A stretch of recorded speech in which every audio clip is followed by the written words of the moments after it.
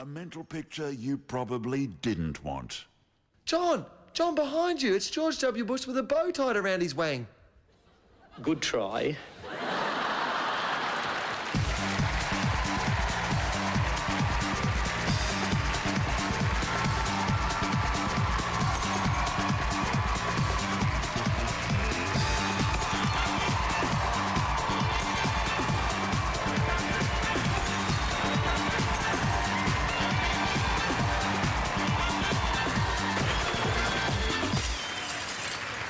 G'day, folks. Welcome to the Glasshouse.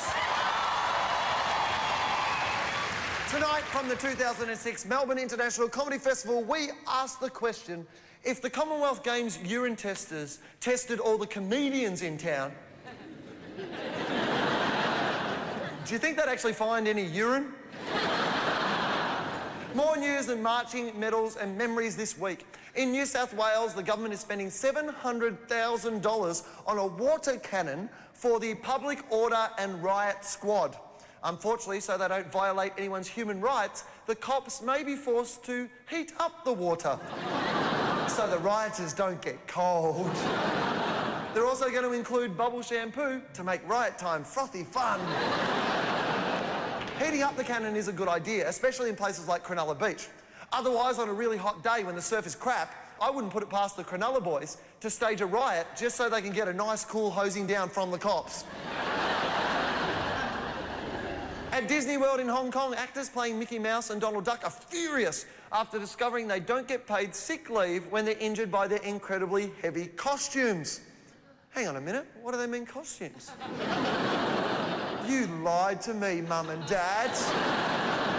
After getting treated for his costume-related injuries, the actor who plays Donald wanted to know who was going to pick up the enormous bill, which fell off and landed on his enormous web feet. In Massachusetts, a prison officer in the state's largest jail is being disciplined for showing inmates Brokeback Mountain. To be fair, he thought there'd be more broken backs and less mounting. The officer's boss thought the film had content inappropriate for a prison setting. Inappropriate? In jail, that's a date movie. And let's face it, if your cellmate's going to stick something long and hard in your back, you can do a lot worse than Heath Ledger.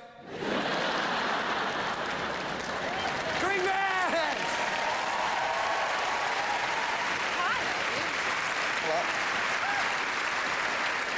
Convenience news, 7-Eleven. A British company has made the most important breakthrough in fashion since the invention of the absorbent loincloth. Clothing in a can that can be sprayed on and worn. Just like chocolate body paint, but a lot less fun to lick off. I don't know about this. If you're lazy like me, everything you wear will be backless.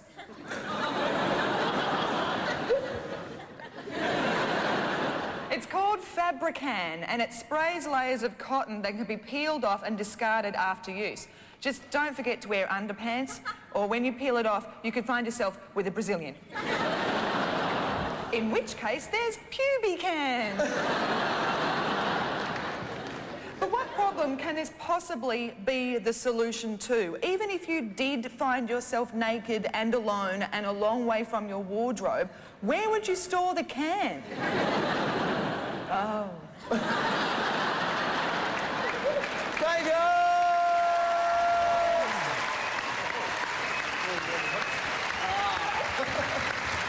Bloody interesting news during the week, I can tell you. Apparently teenagers in this country are drinking more alcohol than ever before. With all these fancy new drugs, the traditional's still the best. Seriously though, they are. Apparently 45% of 12-year-olds had a drink last year. Well, I think apparently they drink because they're depressed. They're not going to get into a pub for 6 years. 12-year-olds, apparently it's to dangerous levels, underage drinking, but, you know, it has its advantages. There was no way I was getting a pash at a blue light disco without it. But, kids it's not cool to drink. I don't drink and look at me. Couldn't get any cooler than me. I don't drink, though, because whenever I used to drink, I would forget where I lived, which is quite annoying. I remember once I came to Melbourne, still living in my hometown of Warrnambool, came to Melbourne to go to the cricket, ended up going out, getting that drunk, I couldn't remember where I was meant to be staying, and so I'm wandering around Melbourne in the middle of the night, had no idea where I was meant to go, so decided to walk home to Warrnambool. That is a 3-hour drive. I actually walked across the Westgate Bridge. Seriously, with that day, and then I got out into the western suburbs and I was freaking out. I went to a phone box and I'll ring a taxi, and I rang a taxi, thought I was saved. And they said, "Where are you?" I said, "I don't know." You can tell me. I looked at a sign that said Brooklyn. I said, "Shit, I'm in America."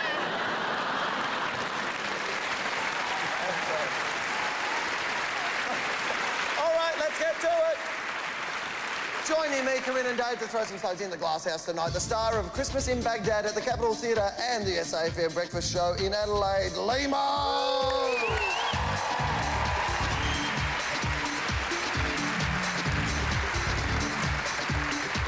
And doing her new show up there, Cal Wilson at the Victoria Hotel. Oh my God, it's Cal Wilson!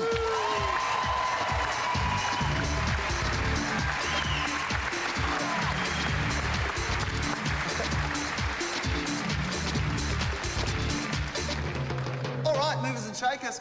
First up, according to one of Osama bin Laden's former bodyguards, the Al-Qaeda chief has no intention of being taken alive, which fits in perfectly with America's intention of never actually catching him. If he's about to be captured, bin Laden has even designated a special gun to kill him.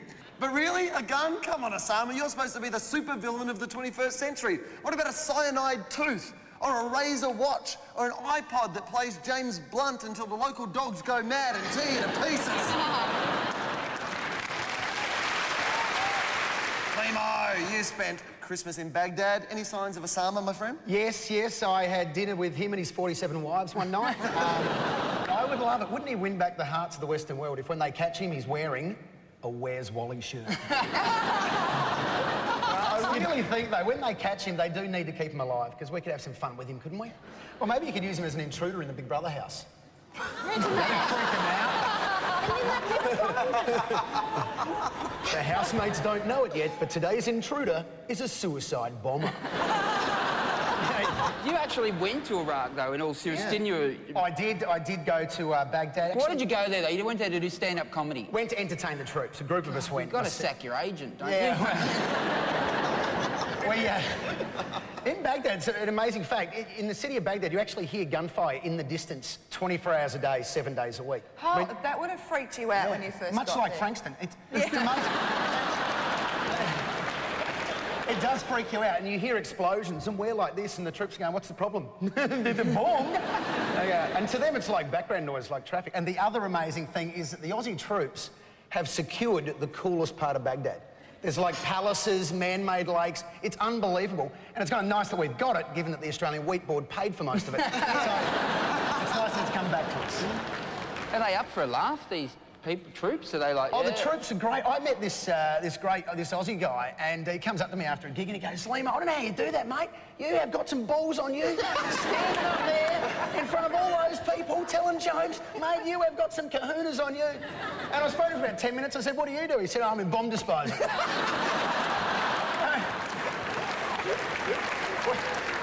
That's it. And when I was introduced to him, his name was Steve, but I was introduced to him, he said, "Oh, Limo, this is Steve, but don't get too attached, because when he eventually dies, we don't need sad people around him." Oh, God. Great sense of humour on the Aussie troops. The morale was fantastic, and a great sense of humour. Have you ever done a gig in front of the troops? I have actually. We went to East Timor a few years ago to entertain the peacekeepers over there, and it was really freaky because the first night, like, the camps aren't set up for stand-up comedy, so I rock up to the tent the first night, there's 300 Kiwi soldiers sitting there, and then I noticed there's quite a bright light at the back of the tent, and I go like that, and I see that our spotlight is a light on the front of a gun which is attached to a tank. The entire audience is armed, and I come out there and say the stupidest thing in the world. I come out and go, "Oh no, you've all turned up in the same outfit." And 300 Kiwi soldiers went, click. You get some funny safety briefings, though. We were getting in an armoured vehicle, And we're with two members of the Australian Navy band, and there's myself and Angry Anderson and Becky Cole and Bessie Bardot. And the guy's giving the briefing, he goes, and they say incapacitated, which means killed. He goes, if I'm incapacitated and the gunner's incapacitated and the driver's incapacitated, you two are in charge. Pointing to two members of the Navy band. I'm going, dude, that's the lead singer and the trombone player. Give me a gun. What would you do if it was just you and Bessie Bardot left? Would you be a hero? Would you go, have a... I'd ask Bessie to get her tits out and see if I Don't look at me. Do not look at me. It's a life or death situation, Corinne. Bessie's done it before. This time she's doing it for Australia.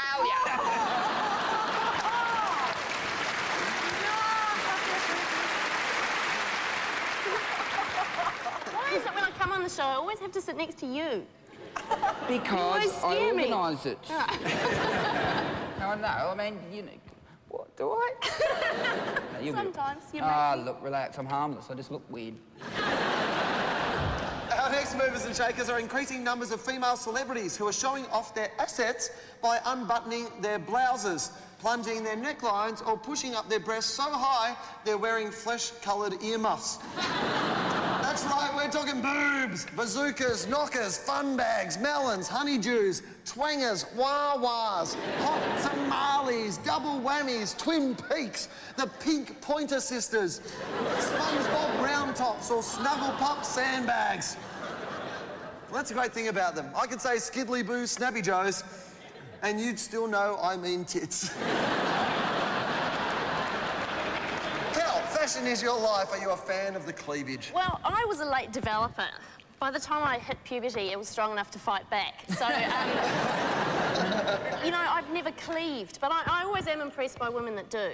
And you know, the thing that... I don't know whether you've heard about this. Not only can you get your breasts out as much as possible, but you can actually get fake plastic nipples.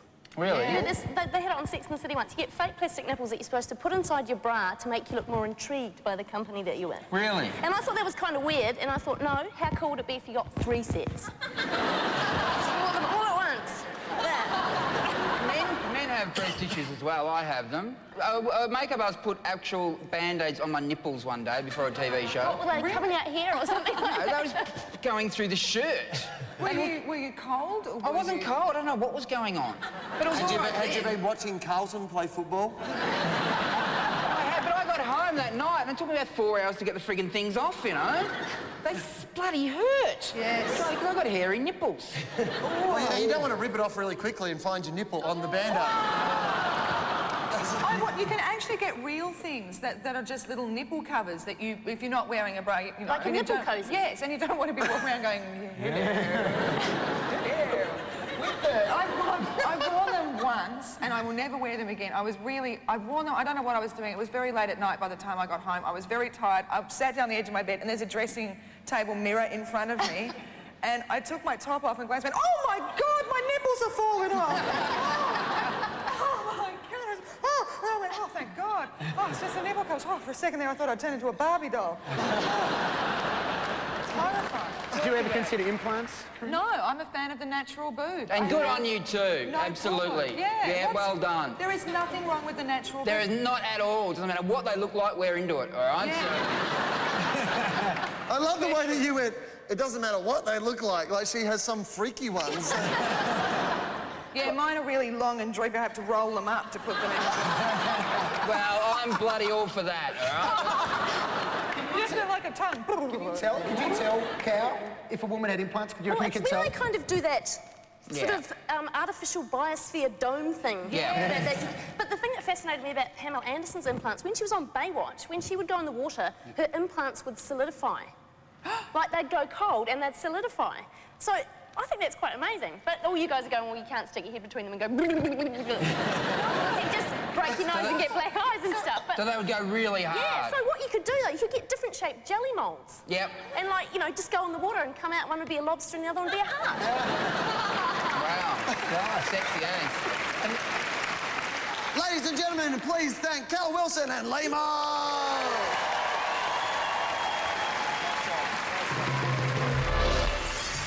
Later in the Glasshouse, Kim Beazley gets a copy of Where's Wally? This is a problem that has to be solved. And Peter Costello asks every Australian to concentrate really, really hard and make John Howard's head explode. Let's just see if we can do it. I believe we can.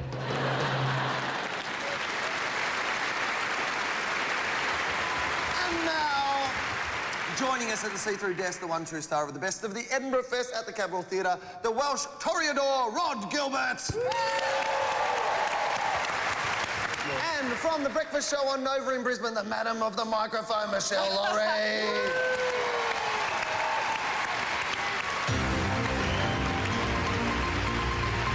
Media Watch. In Victoria, over 100,000 video shop customers have been banned after collectively racking up more than $26 million in overdue fines. The longest it took a customer to return a video was 7 years, but it was the Lord of the Rings trilogy, so it was only a couple of weeks overdue. Rod, you're a fine, upstanding man. Do you pay your debts? No, I don't. No, that's why I'm here, to be honest. Why do you think I'm in Australia? I'm not here for the beaches and the constant offers of sex. I'm, What about the no, I'm on the run. I'm on the run from Blockbusters, if you want to know the truth. I owe them £4, 4 British pounds, which, you know, doesn't sound like much. Well, it's 20 billion Australian dollars. If you want no, we do. I'm surprised. Is that true? I'm surprised at that because I thought you've got this outdoor thing. Because in Wales it rains quite a bit, so we tend to watch a lot of DVDs, but the problem that we've got is that it stops raining long enough for you to go to the video shop and get a DVD or a video, and then you come back, and then it could be 8 or 9 years. Till you get to watch it? No, not till you get to it, till it stops raining long enough to take the bloody thing back. In Wales, have you thought of, instead of stopping... We haven't thought of anything. You can't say a sentence in Wales and then use the word thought a little bit later on. That's Put a what huge I gap was going in. to suggest. Instead of waiting for it to stop raining, we have things called umbrellas. So do we, but, well, I had to have mine amputated in a car accident a few years ago.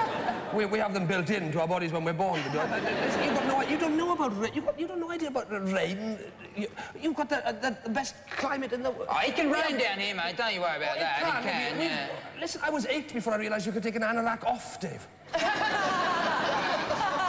Look at that. I don't know if you can pick that up at home. Look at that. Look at those middle fingers. Oh, you've got webbed fingers. I've got yes, that's how wet it is. Wow. I've got webbed fingers. I know. We've evolved to cope with the damp. You honestly do have I know. I know. If you can get that at home, this is no... listen, I'm one of the... It's Aquaman. I know. I've got friends back home who can pass for scampi. I'm one of the lucky ones. Oh, my Lord. You try growing up in a climate where you've got 40 inches of rainfall indoor per day. Sun at all. There really is no sun at all. The first time I thought it was a melon the first time I arrived here. You try growing up. I remember one night I dreamt it stopped raining, for Christ's sake. You never forget that first dry dream, I tell you.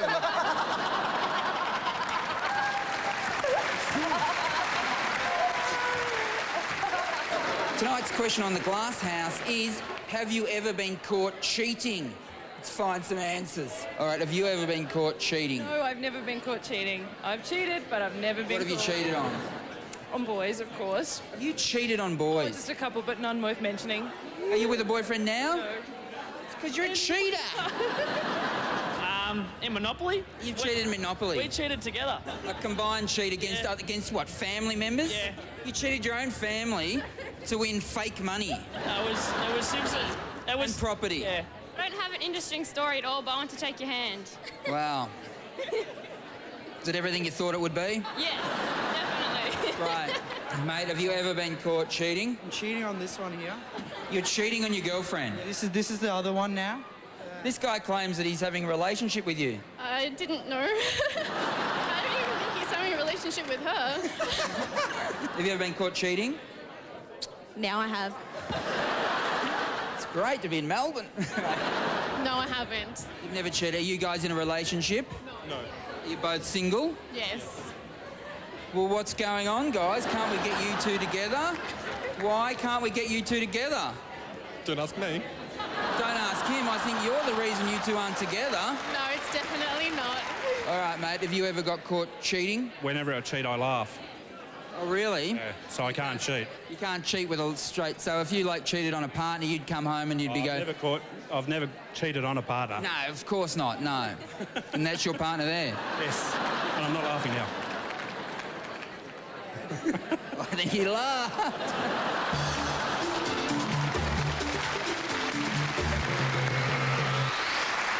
In gross news for grass lovers, animals competing at the Royal Easter Show in Sydney have been providing urine samples to prove they're not on performance-enhancing drugs. The guy who runs the testing said people forget there are the Shane Warnes of the animal world here. Except Shane Warne isn't particularly embarrassed if someone wants to hold his penis to get a sample. Ooh. Right, you've really gone off me now. Shane Warne's from Melbourne. I don't understand that. Who is Shane Warne? Oh, do you not know who Shane Warne is? No. Shane Warne's our Prime Minister.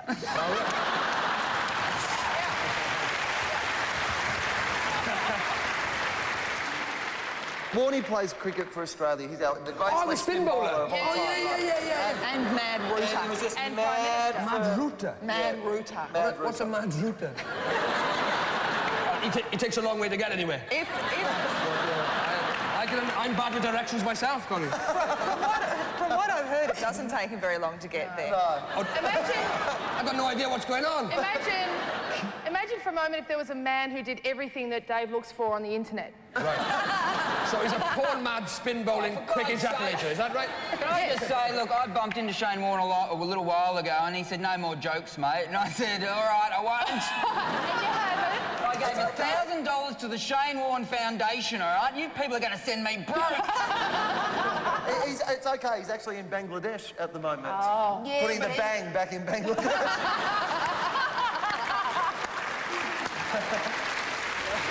All right, let's move on.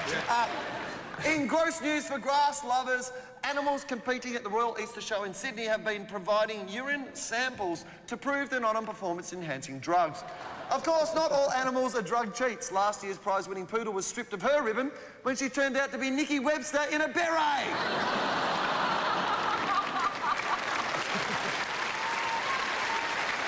Dave, I'd like your help.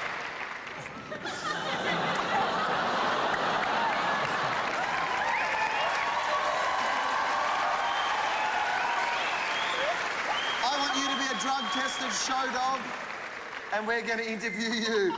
First question at Poodle Hughes. Yes. Are you clean? Yes, I am. What, you want me to prove it? Come over and sniff my ass.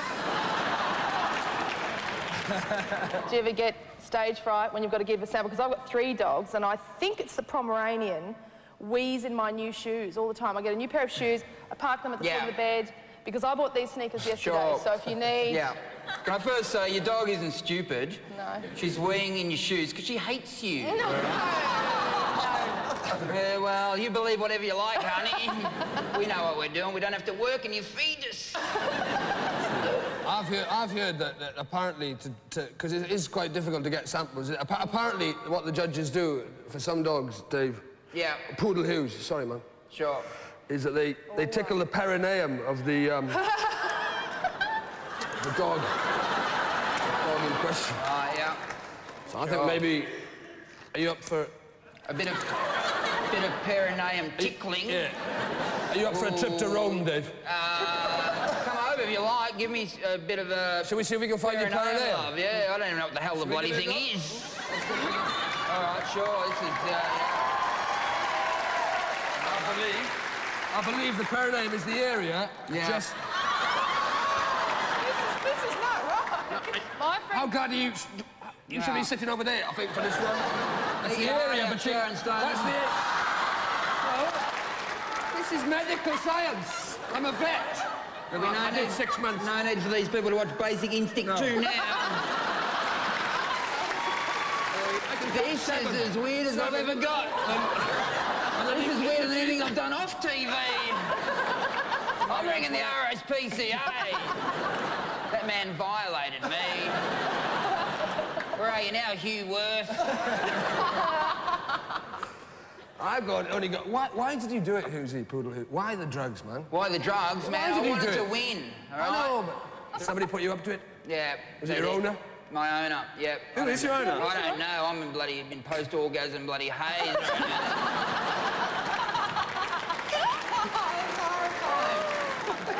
Hey, what about Would you go out to stud, do you think, at the end of your career? Is that a dream? That is a dream, yeah. I dream about it most nights, to be honest. Yeah, I would go out to stud, yeah. I hear you've got 3 little bitches who want to go. They won't be pissing in my shoe, I can tell you. Jesus Christ. When humans have sex on sort of like, there's a position in the Kama Sutra where they're both facing the same way, and they call it doggy style. What do dogs call that? We call it plagiarism.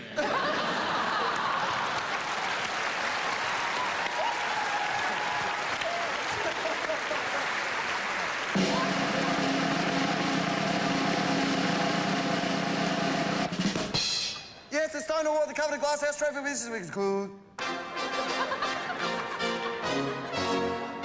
And the winner of the Bionic Codger Trendy Groovy Hip and D is an 82-year-old woman from LA who's been fined $114 for being too slow to cross the road. Then again, when she started crossing, she was only 36. So the trophy goes to the mighty Mavis Coyle, the slow-moving martyr of San Fernando. There's got to be a better way of getting old people across the street. How about this?